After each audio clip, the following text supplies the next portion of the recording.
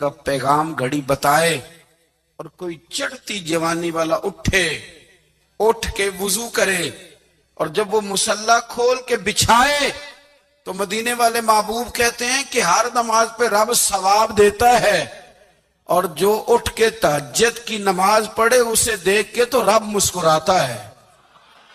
जो उसकी शान के लायक है, जो उसकी शान के लायक, वो मुस्कुराता है, खुश होता है कि मेरा बंदा तहज्जुद में उठ गया, वो मुस्कुराता है। काश हमारी सुबह कभी अपने मालिक के नाम हो जाए। काश के सुबह हजरत अबुल हसन रहमतुल्लाह ताला अलैह हजरत माज इब्ने जबल रदी अल्लाह ताला अन्हु के पास बैठा करते थे। फरमाते हैं उनसे जो प्यार बढ़ा तो फिर मेरा मुसल्ले से भी बढ़ गया। ताबीए फरमाते हैं सहाबी रसूल से मोहब्बत हुई तो जिक्र से भी हो गई, फिर दुरूद शरीफ से भी हो गई। मोहब्बत उनसे बढ़ी तो फिर अल्लाह ने मस्जिद का प्यार भी बढ़ा दिया। आप फरमाते हैं कि मेरी हर वक्त तबीयत चाहती थी कि बस अल्लाह अल्लाह करूं, बस अल्लाह अल्लाह करूं, बस ना मैं जरा थोड़ी जान छुड़ाऊं लोगों से, को 10 मिनट मिले तो मैं कुछ 4 नफल पढ़ लूं, मैं थोड़ा सा ना बचूं लोगों से और मुझे तस्बीह मिले तो मैं ना कुछ 400-500 दफा इस्तिगफार पढ़ूं, सुभान अल्लाह, अल्हम्दुलिल्लाह, अल्लाहु अकबर, ला हौला वला कुव्वता इल्ला बिल्लाह, मैं ना तस्बीहात पढ़ूं। फरमाते हैं कि बच्चे थे घर में 6-7, गुर्बत थी, काम मिलता कोई नहीं था और मैं काम चोर नहीं था, काम ढूंढता था, पर अल्लाह की कुदरत के काम नहीं मिलता था। फरमाते हैं कि मैंने एक दिन अपनी अहलिया से कहा कि आज मैं फिर जाता हूँ काम ढूंढने। तो मेरी बीवी बड़ी फर्मा बरदार थी, पर उस दिन ना गुर्बत के हाथों तंग आके कहने लगी आज नाना कोई तू चीज लेके आया। तो मुझसे बच्चों की भूख नहीं देखी जाती है। सब रोगां दा रोग मुहम्मद जिसदा नाम गरीबी, कंड बुला के लंघ जाते नी दोस्त यार करीबी। आज ना कुछ लेके आया तो मैं बच्चे लेके चली जाऊंगी। शेख फरमाते हैं कि मैं बड़ा परेशान घर से निकला, पर मैंने सुबह से लेके जोर तक काम ढूंढा, काम मिला कोई नहीं। तो मेरे दिल में ख्याल आया चलो काम नहीं मिलता तो अल्लाह अल्लाह तो करे ना, चलो बंदों की मजदूरी नहीं मिलती तो रब करीम की इबादत ही करते हैं। फरमाते हैं कि मैंने ना फुरात के पानी से वुजू किया, नहर के, शदीद धूप थी, साथ रेत थी और रेत तप रही थी। मैंने अपना रुमाल वहीं मुसल्ला के तौर पर बिछा लिया और फरमाते हैं कि जोर से लेकर असर तक नमाज पढ़ी, धूप भी पूरे जोर पे, पर मेरे सजदे का जौक भी पूरे जोर पे। फरमाते हैं सूरज भी चमक रहा है और रब की इबादत का जौक भी पूरे जोर पे। मैं सजदा करूं तो फिर मेरा उठाने को जी ना चाहे। मेरे उस्ताद लिखा करते थे, ये उनका शेर है, वो कहा करते थे मुझे सोज दे, मुझे साज दे और मुझे नीम शब का न्याज दे, दमे सजदा खुद को मैं तोड़ दूं, मुझे ऐसा ज़ौक़े नमाज दे। और मैं तेरी बहार का फूल हूं, मैं खिला भी हूं तो तेरे लिए, मुझे मेरी शाख से तोड़ ले, मुझे अपनी जुल्फ का नाज दे। भाई फरमाते हैं कि असर तक मैंने नफल पढ़े, दिल ढलने लगा, असर की नमाज पढ़ी और मैं वहां से चला। अब मैं जब निकलने लगा तो दिल में ख्याल आया कि छोटी छोटी दीवारें हैं घर की, बगैर कुछ लिए जाऊंगा तो बीवी दूर से देखेगी तो शोर करेगी कि फिर खाली हाथ आ गया है। कहते मैंने अपने उसी रुमाल में जिसपे मैंने नमाज पढ़ी थी ना, रुमाल में की आखिदे पंजाबी ज साफा, कहते हैं उसी में ना मैंने कुछ रेत भर ली कि वो दूर से देखेगी तो समझेगी कुछ लेके आया है। चलो जाके उसे बता दूंगा कि आज फिर मजदूरी नहीं मिली। कहते हैं वो रेत लेकर जब मैं घर में गया तो पहले बीवी दरवाजे पे खड़ी होती थी, पूछती थी खाली हाथ आ गए हो? आज मैंने देखा तो है ही कोई नहीं। फरमाते मैं अंदर दाखिल हुआ, सलाम ली, एक कोने में मैंने वो रुमाल रख दिया और मैंने आवाज दी कि भली मानस कहाँ हो? तो वो कहने लगी आप मुंह हाथ धो ले, मैं रोटी लेके आई। मैंने कहा रोटी कहां से आ गई, यहां तो कई दिनों के फाके, तो कई दिनों की गुर्बत है, यहां तो इस घर में तो फकीरी है। फरमाते हैं कि वो रोटी लेके आई और उस वक्त की जो मौजूदा नेमतें थी, समझ ले सलाद अचार हर चीज साथ लाई। मैंने कहा कि बच्चे कहाँ गए? कहने लगी वो खाना खा के खेलने गए, आप खाना खा लें आ जाते। खाना उसने चुन दिया। मैंने हैरत अंगेज लहजे में सारी नेमतें अपने दस्तरखान पे देख करके बीवी से पूछा, ये कहां से आया खाना? बच्चों को तूने कहां से खाना खिलाया? ये सारा कुछ कैसा है? तो कहने लगी, पता नहीं आज आप किस करीम की मजदूरी करने चले गए थे, पता नहीं किस करीम की। मेरे घर में तो इतनी नेमतें आई हैं कि मुझसे संभाली नहीं जा रही। इतना अनाज है, इतना गंदुम है, किस करीम के दरवाजे आज चले गए थे? ये कहते कहते वो उठी और उठ करके कहने लगी, पहले बड़ा कुछ आया था, अब क्या ले आए हो? और जा करके ना उसने वो रेत वाला रुमाल खोला। कहने लगे, मैं तो लेके आया था रेत, तो मेरे रब ने उसे भी सोने और हीरे बना दिया था। जब आपकी तवज्जो अल्लाह की जानी, मेरे नबी पाक सल्लल्लाहु ताला अलैहि वसल्लम ने फरमाया, हर चीज अपने रब से मांग, हर चीज मांग, हर चीज मांग। या रसूलल्लाह क्या कुछ? मेरे महबूब ने फरमाया, तेरे घर में नमक भी खत्म हो जाए तो वो भी अपने रब से मांगा कर। तू मांगना, वो तुझे देगा। तू उसकी बारगाह में कशकोले तलब दराज तो करना। और तिरमिजी शरीफ में अजीब लफ्ज है, रसूल कायनात ने फरमाया, रब करीम फरमाते हैं, जब मेरा बंदा हाथ उठाता है ना तो मुझे हया आती है कि मैं खाली कैसे लौटा दूं इसके। इतने बड़े बादशाह की बारगाह में। ओ भाई, लोगों से इज्जतें तलाश करते हो तो वो क्या तुम्हें इज्जत देंगे? वो तो कल अच्छा कहते हैं, परसों बुरा कहने लग जाते हैं। लोगों के सामने गुड बुक में आना चाहोगे तो वो तो सवेरे तुम्हारे बारे में कुछ कहेंगे, शाम कुछ और कहेंगे। अपनी रूहानी जिंदगी आबाद करें, अपने मुसल्ले को वक्त दें और दुनिया से छुप कर, इस मोबाइल को बंद करके और अपने आप से भी छुप के और तन्हा होके छुपा के सारा कुछ अपने आंसू अपने रब की बारगाह में पेश करें, उसके हुजूर हाजिरी दें। सुनो ना तिरमिजी की हदीस और इसे याद रखना। नबी पाक अलैहिस्सलाम ने फरमाया, अपने दुख लोगों के सामने ना बयान करना, सेठों नवाबों को ना बताते फिरना, दुनियादारों के सामने जाके ना रोना कि मैं तकलीफ में हूं। पर मैं अगर दुनियादारों को दुख बताओगे, रब तुम्हें कभी गनी नहीं करेगा। और लोग हैं कि उल्टा मजाक उड़ाएंगे। आपकी जिससे बड़ी पक्की यारी है ना, पक्की, वो तब तक पक्की है जब तक आपने 50,000 मांगा नहीं। और जिस वक्त आपने कह दिया कि मैं मजबूर हूं, मेरी मदद कर, तो फिर खत्म हो गई दोस्ती।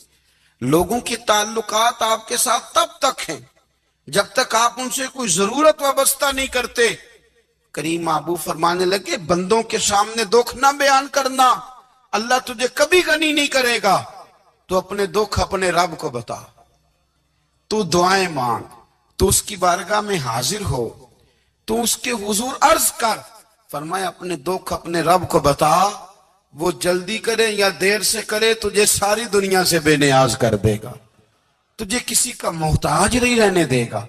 अपने मुसल्ले को, अपनी दुआओं को, एक बुजुर्ग फरमाते, मैंने दुआ मांगने का तरीका अपनी बीवी से सीखा। दुआ मांगने का तरीका अपनी, सीखने वाले तो अपने बच्चों से भी सीख लेते हैं, सीखने वाले तो हर एक से सीखते हैं। वो कहते हैं, मैंने दुआ मांगने का सलीका अपनी बीवी से सीखा है। हजरत वो किस तरह?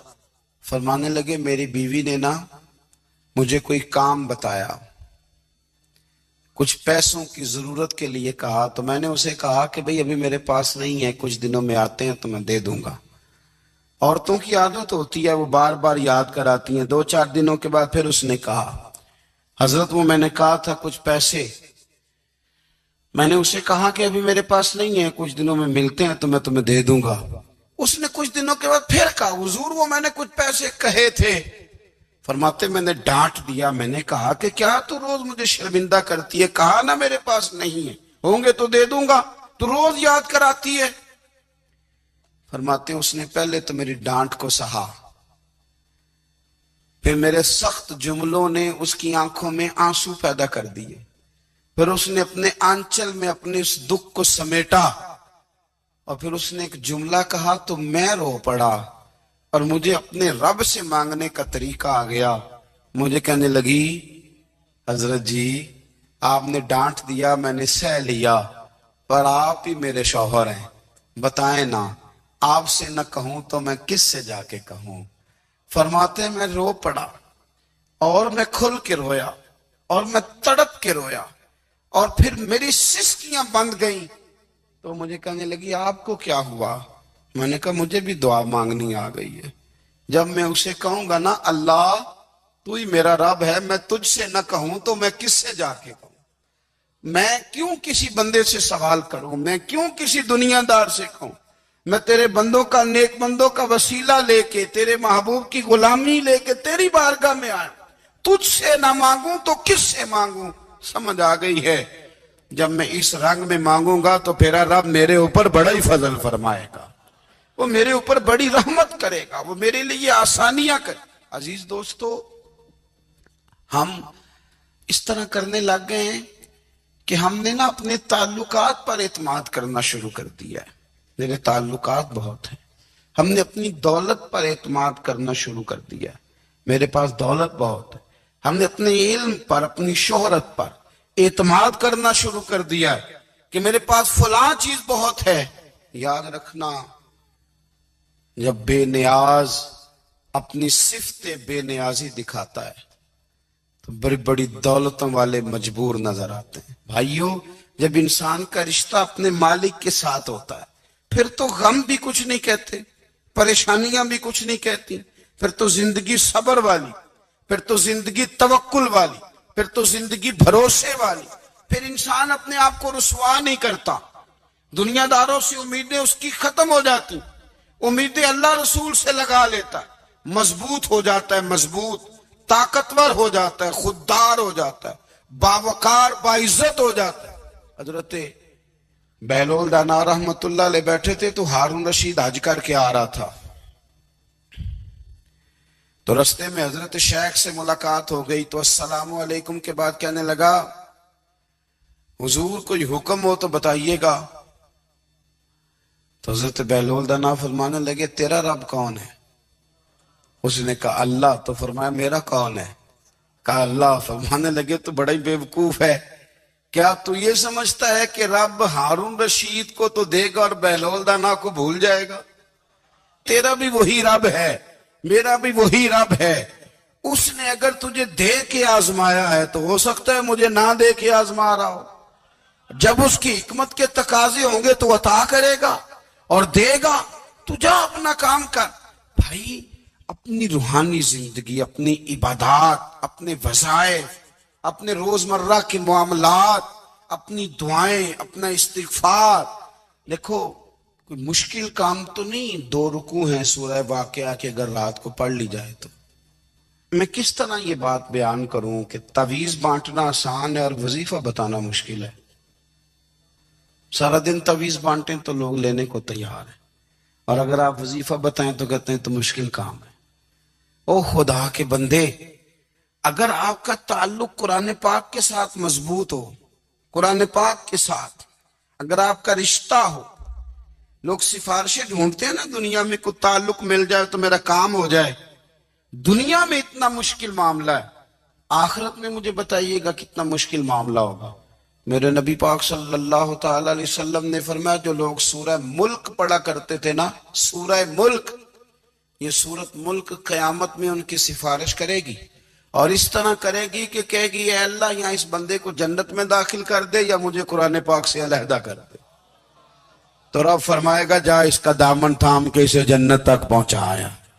आप बात को समझे, जब आपके ताल्लुकात अपने मामलात के साथ मजबूत होंगे, ये नबी करीम ने वादा किया है कि तू सूरत वाक़िया पढ़, तेरे घर में फाका नहीं आएगा। हजरत अब्दुल्ला इब्न मसूद रदी अल्लाह तआला अन्हु बीमार थे, तो हजरत उस्मान गनी रदी अल्लाह तआला अन्हु तीमारदारी के लिए तशरीफ ले गए। और जाकर के कहा कि आप बड़े बीमार हैं, आपकी बेटियां ज्यादा हैं, मैं चाहता हूं कि खजाने में से कुछ मदद करूं। तो सैयदना अब्दुल्ला इब्ने मसूद रदी अल्लाह तआला अन्हु उठ के बैठ गए और कहने लगे, अमीरुल मोमिनीन, अल्लाह आपको मेरी तरफ से, मेरी बेटियों की तरफ से बेहतर सिला दे। मेरी बेटियों को किसी खजाने की जरूरत नहीं, मैंने उन्हें खजाना दे दिया है। कहा, जनाब आपने कौन सा खजाना दिया है, मैं आपके माली मामलात को जानता हूं। तो फरमाने लगी, अमीरुल मोमिनीन, मेरे नबी करीम ने फरमाया है, जो सूरत वाकया पढ़े उसे कभी फाका नहीं आता। मैंने बेटियों को याद करा दी है, ये खजाना मैंने उन्हें दे दिया है। वो सारे वालिदैन सुने जो बेटियों के लिए परेशान रहते हैं। हजरत अब्दुल्ला इब्ने मसूद नसीहत कर रहे हैं, फरमाने लगे, मैंने सूरत वाकया याद भी करा दी है, पढ़ने की आदत भी डाल दी है। हुजूर ने फरमाया है, जो सूरत वाकया पढ़े उसे फाका नहीं आता। कहने लगे, चांद तो अपनी जगह छोड़ सकता है, सूरज गिर सकता है, तारे टूट सकते हैं, पर मदीने वाले रसूल की बात गलत नहीं हो सकती। हुजूर ने फरमाया फाका नहीं आएगा तो इंशाअल्लाह कभी भी नहीं आएगा। करने का काम यह है कि हम अपने मामलात, अपनी इबादत, अपनी दुआएं, कभी 10 मिनट आदत हो जाए ना दुआ मांगने की अलहदा से रात को। हुजूर ने फरमाया जो फर्ज नमाज के बाद दुआ मांगे अल्लाह उसकी कबूल कर लेता है। नबी पाक सल्लल्लाहु ताला अलैहि वसल्लम ने फरमाया अल्लाह मुसाफिर की दुआ कबूल फरमाता है। हुजूर ने फरमाया अल्लाह मजलूम की दुआ कबूल फरमाता है। हुजूर ने फरमाया बीमार से दुआ कराओ अल्लाह उसकी दुआ कबूल फरमाता है। मेरे नबी पाक ने फरमाया माँ बाप जब भी औलाद के लिए हाथ उठाएं, वैसे तो बुल्ले शाह तो आसमानी उड़दियां ही फड़ दें, जेड़ा घर बैठा उन्होंने बढ़िया ही नहीं। हुजूर फरमाने लगे माँ बाप जब भी औलाद के लिए दुआ फरमाएं अल्लाह उनकी दुआ को कबूल करता है। आप अपना ताल्लुक बनाएं दुआ के साथ, इबादत के साथ, मुसल्ले के साथ रिश्ता बनाएं, इस्तिगफार पढ़ें। सलाहुद्दीन अय्यूबी सलेबी जंगों में थे, रात को मस्जिद अक्सा में नमाज पढ़ी तो परेशान थे। एक बुजुर्ग से मुलाकात हुई तो वो कहने लगे कि आप बड़े परेशान हैं। कहने लगे हुजूर परेशान इसलिए हूं कि पहले ही मुसलमान कमजोर है, अब मैंने सुना है दुश्मन का एक बहरी बेड़ा वो जंगी सामान से भरा हुआ आ रहा है, तो अब उनके पास और तलवारें और नेज़े आ जाएंगे, मुसलमानों के पास पहले ही वसाइल की कमी है, परेशान हूं किस तरह करके मुकाबला करेंगे।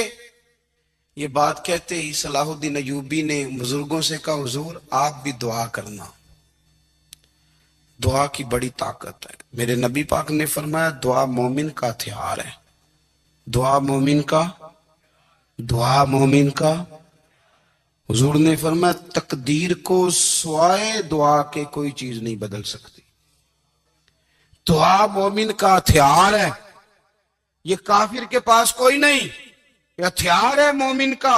अल्लाह करे आपको समझ आए, फिर सुने कई बार कह चुका हूं ये हथियार है। काफिर के मुकाबले में जो तेरे पास सबसे बड़ा हथियार है वो दुआ है। दुआएं करानी छोड़ दी, करनी छोड़ दी, लेनी छोड़ दी। हजरत सैयदना अनस बिन मालिक रदी अल्लाह तआला अन्हु फरमाया करते थे मैंने वो रंग देखा है जब हुजूर दुआ मांगते थे और हुजूर की मुकद्दस आंखों में आंसू भी साथ ही बहा करते थे, मैंने वो अंदाज देखा। तो सलाहुद्दीन अय्यूबी बुजुर्ग से कहने लगे आप भी दुआ कीजिए, और खुद रोने लगे और सर सजदे में रख के रोने लगे और इशा से लेकर फजर तक रोए, खूब रोए। सुबह वो बुजुर्ग आए तो सलाहुद्दीन अय्यूबी का खूबसूरत और हंसता हुआ चेहरा देखा। कहने लगे आप बड़े खुश हैं, रात तो मैंने बड़े रोते हुए देखा था। तो कहने लगे हुजूर वो जो बहरी बेड़ा आ रहा था ना वो पानी में डूब गया है, अब वो नहीं आ रहा, अभी अभी खबर आई है तो मैं बड़ा खुश हूं।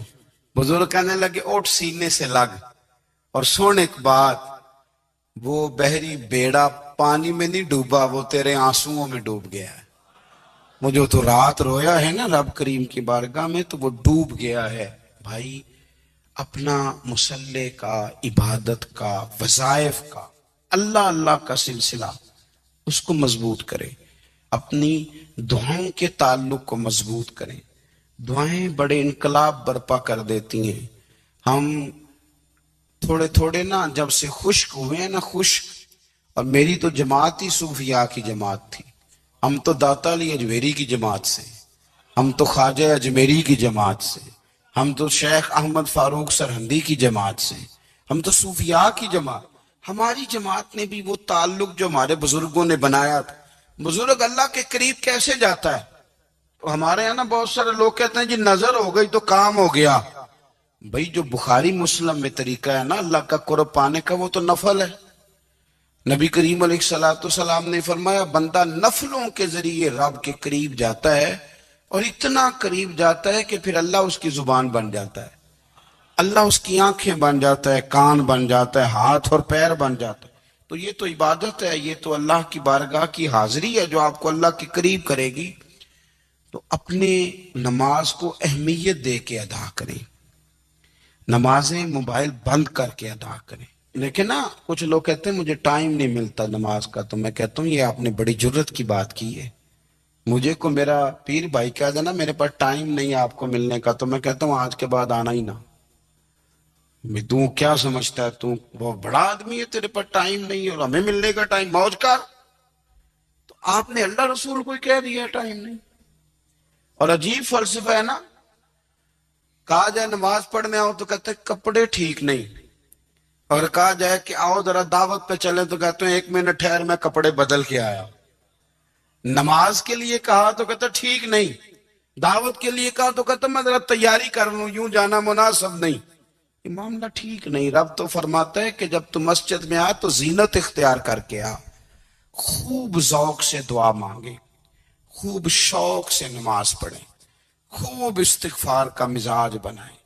आप लोगों के बीच रह के सुख हासिल करना चाहते हैं, लेकिन आपको पता है कई कई महीने गारे हिरा में रहना भी मदीने वाले महबूब का तरीका है।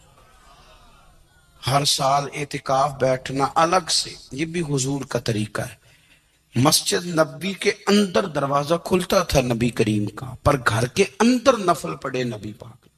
और हुजूर फरमाते हैं कुछ नफल नमाज घर में भी पढ़ा करो, घर को कब्रिस्तान ना बनाओ।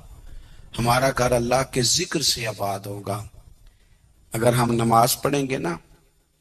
मैं जब सुन्नत पढ़ने के लिए घर में खड़ा होता हूं तो मेरा जो 2.5-3 साल का बेटा है ना, वो भी मेरे साथ नमाज पढ़नी शुरू कर दो। उसे पता कोई नहीं नमाज क्या होती है, लेकिन वो भी ना सजदा ना भी करना है तो साथ लेट जरूर जाता है।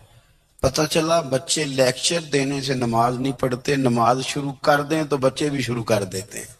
हम जब परेशान होते हैं तो लेक्चर देते हैं, तो लेक्चर तो बाहर शायद चल जाए, घर में कैसे चलेगा? घर में तो अमल चलेगा।